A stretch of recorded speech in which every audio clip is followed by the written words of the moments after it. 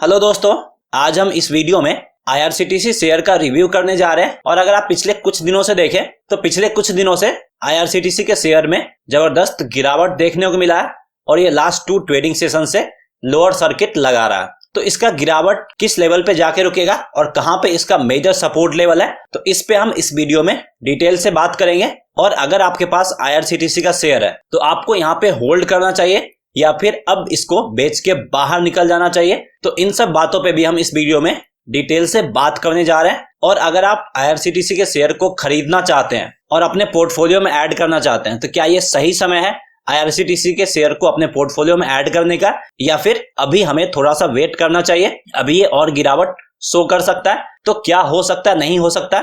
तो उन सारे बातों पर हम एक एक करके इस वीडियो में डिटेल से डिस्कस करने जा रहे हैं। तो अगर आपके पास IRCTC का शेयर है या फिर अगर आप IRCTC के शेयर्स को बाय करने में इंटरेस्टेड हैं तो आप इस वीडियो को लास्ट तक जरूर देखिए, तो यहां से आपको क्लियर आइडिया मिल जाएगा। तो यहाँ पे सबसे पहले हम IRCTC के शेयर्स का फंडामेंटल एनालिसिस करेंगे, उसके बाद हम इसके टेक्निकल यानी चार्ट पे चलेंगे और उसके बाद मैं आपको बताऊंगा कि इसमें होल्ड करना चाहिए या फिर बाहर निकलना चाहिए। तो चलिए सबसे पहले हम इसके फंडामेंटल पे चलते हैं और सबसे पहले हम इसका बिजनेस मॉडल देखते हैं। अगर आप इसके बिजनेस मॉडल की बात करें, ये 4 सेगमेंट्स में काम करती है। सबसे पहला सेगमेंट है इसका इंटरनेट टिकटिंग।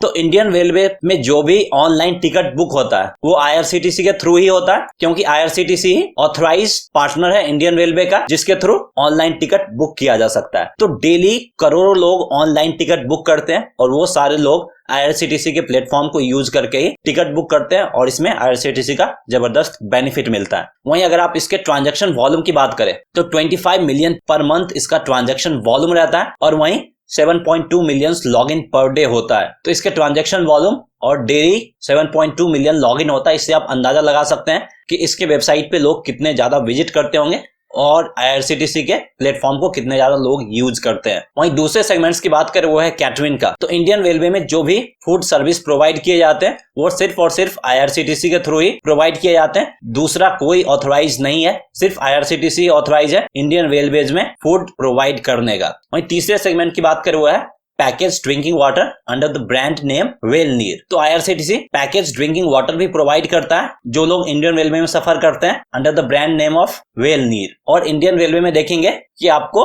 मोस्टली वेलनीर का ही पैकेज ड्रिंकिंग वाटर प्रोवाइड किया जाता है जो कि IRCTC के द्वारा प्रोवाइड किया जाता है। तो इससे भी IRCTC को जबरदस्त बेनिफिट मिलता है।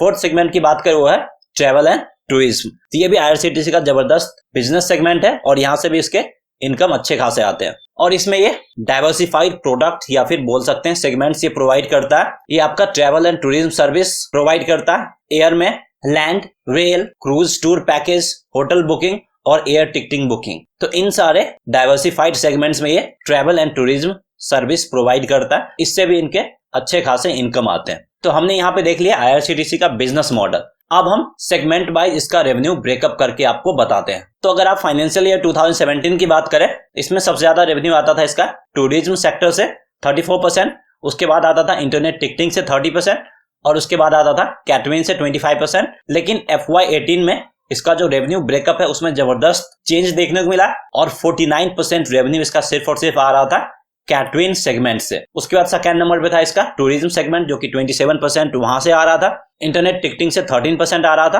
और पैकेज ड्रिंकिंग वाटर से 11% रेवेन्यू आ रहा था। FY19 में जो कैटरिंग बिजनेस से इसका रेवेन्यू आ रहा था उसमें और इजाफा देखने को मिला और अब इसका कैटरिंग बिजनेस से रेवेन्यू 55% के करीब रह गया है। मतलब सिर्फ कैटरिंग बिजनेस से इसका इनकम 50% से ज्यादा आ रहा है। दूसरे नंबर पे अभी भी टूरिज्म सेक्टर है जिसमें 24% इसका रेवेन्यू आता है, बाकी इंटरनेट टिकटिंग से 12% रेवेन्यू आता है और पैकेज ड्रिंकिंग वाटर से इसका 9% रेवेन्यू आता है। वहीं अगर आप टोटल रेवेन्यू की बात करें तो टोटल रेवेन्यू इसका कंटिन्यूअसली ग्रो कर रहा है। FY17 में इसका टोटल रेवेन्यू था 1535 करोड़ के करीब, जो कि FY19 में हो गया है 1868 करोड़ के करीब। तो टोटल रेवेन्यू इसका कंटिन्यूअसली ग्रो कर रहा है। वहीं अब हम सोर्स ऑफ इनकम दिखाते हैं। तो अगर आप सोर्स ऑफ इनकम की बात करें एज ऑन Q3 ऑफ 2019, इसका जो सबसे ज्यादा सोर्स ऑफ इनकम आता था वो कैटरिंग सेगमेंट से आता था, वो है 37.5% के करीब।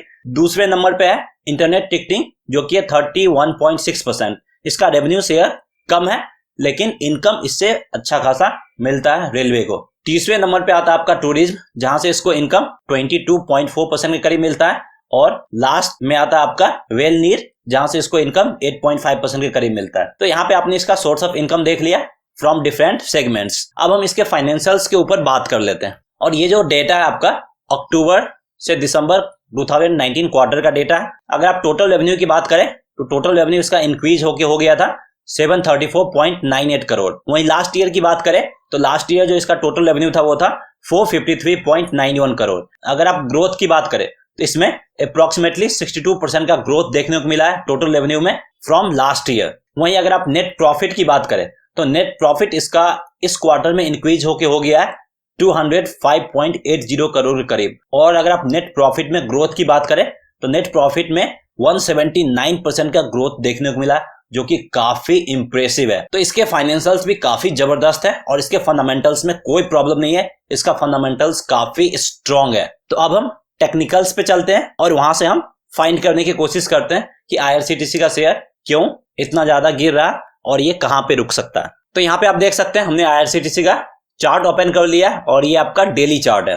तो इसमें आप देखेंगे जो आईआरसीटीसी का शेयर जो डाउनफॉल स्टार्ट हुआ था वो 27 फरवरी से स्टार्ट हुआ था और आज 9 मार्च है। तो 9 मार्च को इसका जो करंट मार्केट प्राइस है वो है 1290 रुपीज के करीब। तो लास्ट 1 2 3 4 5 6 7 8 लास्ट 8 ट्रेडिंग सेशंस में ये आपका ऑलमोस्ट 40% का डाउनफॉल शो कर चुका है और ये सिर्फ और सिर्फ कोरोना वायरस का इंपैक्ट है और उसी के कारण से हमारा निफ्टी भी अच्छा खासा डाउनफॉल शो किया है। 12,000 से ऊपर ट्रेड कर रहा था लेकिन अब वो 10,300 के करीब आ चुका है और कोरोना वायरस के कारण से लोग बाहर कम जा रहे हैं। इससे सबसे ज्यादा इंपैक्ट पड़ता है ट्रेवल एंड टूरिज्म सेगमेंट को। तो आईआरसीटीसी का main business travel and tourism segment से ही था, तो लोग अब बाहर जाना काफी कम कर दिए हैं कोरोना वायरस के इंपैक्ट के कारण। तो उसका साफ इंपैक्ट आईआरसीटीसी के शेयर्स पे देखने को मिल रहा है। तो जितने भी शेयर्स हैं निफ्टी 50 के सारे डाउनफॉल शो किए, सारे में जबरदस्त गिरावट देखने को मिला है, लेकिन जो ट्रैवल एंड टूरिज्म सेगमेंट्स का रहता है उस पर इसका डायरेक्ट इंपैक्ट देखने को मिलता है और ये इंपैक्ट ज्यादा टाइम तक रहने वाला नहीं है क्योंकि बहुत जल्द कोरोना वायरस का जो इंपैक्ट है वो खत्म होने वाला है और जैसे ही कोरोना वायरस का इंपैक्ट खत्म होगा फिर से ये शेयर्स अपना रफ्तार पकड़ेगा और फिर से आपका 2000 के लेवल को टच करेगा। बात करें इसका डाउनफॉल कहां पे रुकेगा तो इसका जो मेजर सपोर्ट लेवल हमने बताया वो है 1090 के करीब और यहाँ पे आपका 100 डे का मूविंग एवरेज भी है। तो अब जो इसका डाउनफॉल है वो 1090 के लेवल पे ही रुकता हुआ दिख रहा है। तो अगर आपके पास आईआरसीटीसी का शेयर पहले से है तो आप बेच के यहां से निकल नहीं सकते क्योंकि ये लगातार 2 दिन से लोअर सर्किट शो कर रहा है, यानी 6 मार्च और 9 मार्च को लगातार 2 ट्रेडिंग सेशन से ये लोअर सर्किट शो कर रहा है।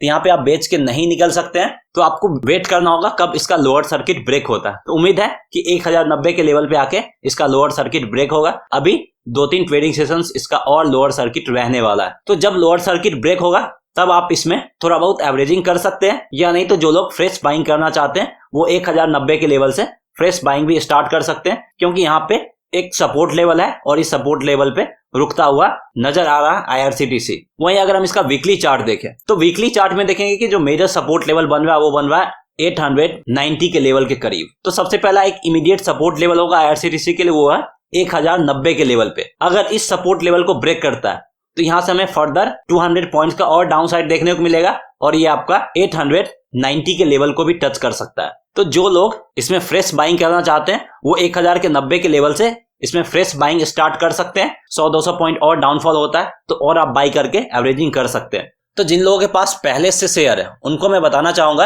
कि जब इसका लोअर सर्किट ब्रेक होगा तो फिर आपको थोड़ा सा एवरेजिंग करना होगा और आपको इस तरह से एवरेजिंग करना है कि आपका जो एवरेज बाइंग प्राइस हो वो 1500 से नीचे आ जाए। तो 1000 और 1200 के जितना करीब आएगा उतना आपके लिए बेनिफिशियल रहेगा क्योंकि जब इसका फिर से अपसाइड मोमेंटम स्टार्ट होगा तो फिर से आपका 2000 के लेवल को एक बार जरूर टच करेगा।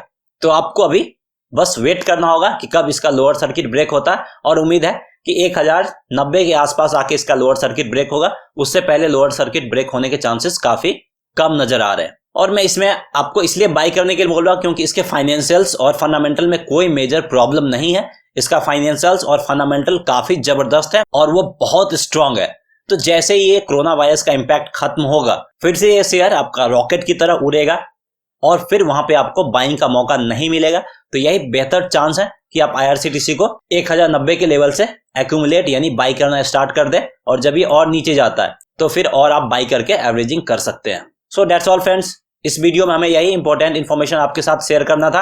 अगर आपको ये वीडियो पसंद आए तो इस वीडियो को लाइक जरूर करें, और अगर अभी तक आपने हमारे चैनल को सब्सक्राइब नहीं किया तो हमारे चैनल को सब्सक्राइब भी करें और साथ ही साथ बेल आइकन दबाना ना भूलें। Thanks for watching.